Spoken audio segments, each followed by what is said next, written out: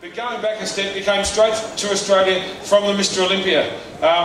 We were lucky enough to do the first interviews in the world to see how it was, but after just a short time in the sport of pro bodybuilding, you've been announced second best in the world, second place in the Mr Olympia. And for those that missed our chat yesterday, how did it feel to be standing up there with Jay Cutler and to be announced second? Well, second place always sucks, you know. I'm not going to say, yeah, second place is great, but considering the fact that last year I placed fifth at the Mr Olympia contest, and then also second this year at the Arnold Classic, I was able to beat, Kai Green, who won that show. Actually came out here and won the your show. Yeah. And so I got a little revenge on him, and then was able to stand toe to toe and actually give Jay Cutler a little bit of a scare. So I was okay with that part, but being second, I just thought, but at the time, did you realise how close it was? I mean, you've been voted the People's Champ. All the websites, all the people in the world have said you should have won that show. Dennis James, who just retired, he had a big mouth when he was competing, but now he's retired, he can really speak his mind. He come on, I know you're sponsored by Flex Magazine, they've got a radio program online, and Dennis James came out and said, no, hold on a minute. The real winner of the Mr Olympia this year was Phil Heath. He was the undisputed on condition, on size, shape, symmetry, everything else. He claims that you won the show. Did you feel that you were that close when you were standing on stage waiting for that announcement? Yeah, absolutely. I felt that the combination of the size, symmetry, and especially the conditioning was Olympia champion worthy. I guess we made it very difficult for those judges to make the call. I mean, I don't think the score sheet was told the whole story, you know what I mean? I mean, I lost by 8 points. I think it was pretty close between Jay and I. But I think it was a matter of preference. I think it was a matter of the fact that Jay's just Jay, man. He's freaking massive, And he's already won it 3 times. And he's already won it 3 times, but you know what I mean?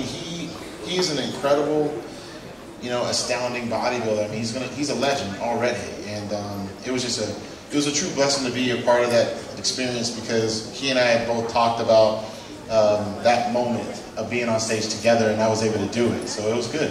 For those that don't know, Jay Cutler's your best mate in bodybuilding. Your best mate, you've learned all the Australian stuff. Phil's best mate in pro bodybuilding is Jay Cutler.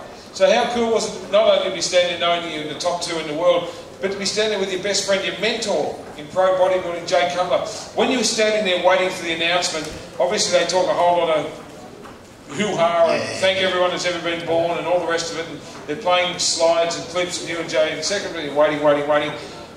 You and Jay, I've seen the clip, were chatting away while you're waiting for it all to happen. What were you saying to each other in those few moments?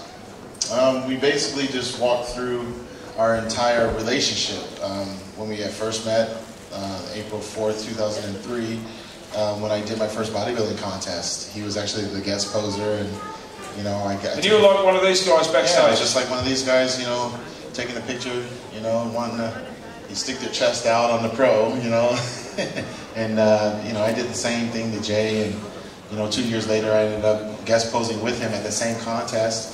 And 2 years later? Yeah, 2 years later, I was getting ready for the Junior Nationals, and I was a guest poser, and so was he. And then that night, I had asked him, he had asked me if I was sponsored, and I said no.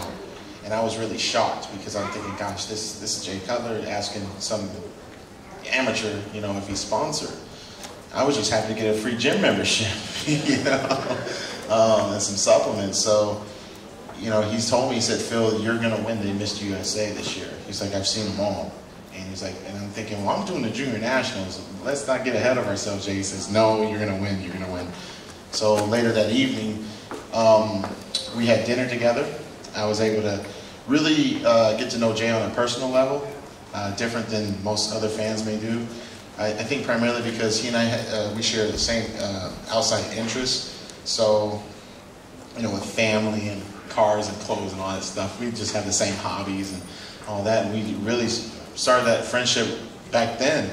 And shortly thereafter, I turned pro in 05 that summer, and then the rest is pretty much history. I went ahead and won some pro shows, lost some, and then this year, you know, kick some You've butt. continued to get better. I've been watching your career since you started, Phil. You've got better and better. Every single show, perhaps when you got food poisoning at the last Olympia, you treaded water, you didn't get any better just for a moment there, but you've improved every year, and I think this is the shortest run through to second place in the Olympia. You've only been a pro 5 years? Yeah, 5 years. And you're the uncrowned Mr Olympia. This is an incredible rise.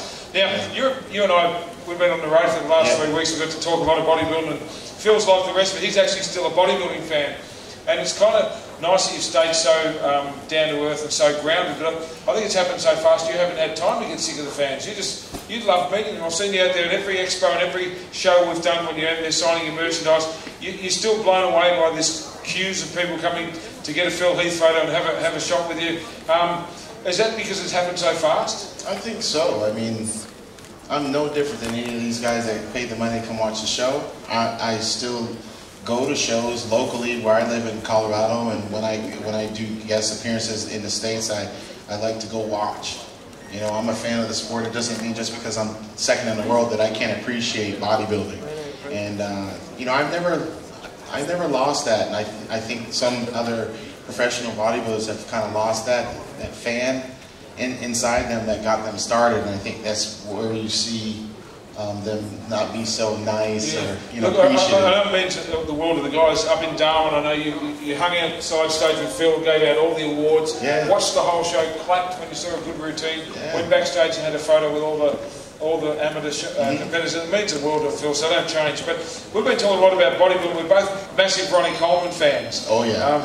Like, you know, we start talking about his tapes and this and that, and Phil's just like the rest of us. Tell me, going back just a couple of years, this is what's incredible. You went along to the after party when Ronnie won his last Mr Olympia, and you were like a fan, just trying to get into the party. Yeah. I had just turned pro. Yeah, this was in 05, I remember, so I think that was what, number 7?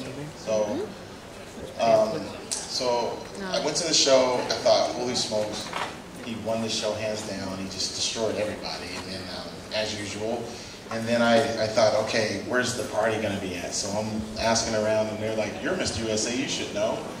And I'm like, nah, man, I'm nobody. So eventually I found, you know, where it was, and I'm like, oh crap, there he is. So I'm walking into this Vegas nightclub by myself. You know, there's like 1,000 people in here, and I see obviously the biggest man on the planet, you know, Ronnie Coleman up there, and then I ended up seeing my future trainer, Hani Rambod, and he was like, hey, just come up here. And granted, like, Ronnie Coleman is like standing on this stage just like this, and I'm like down there in the audience.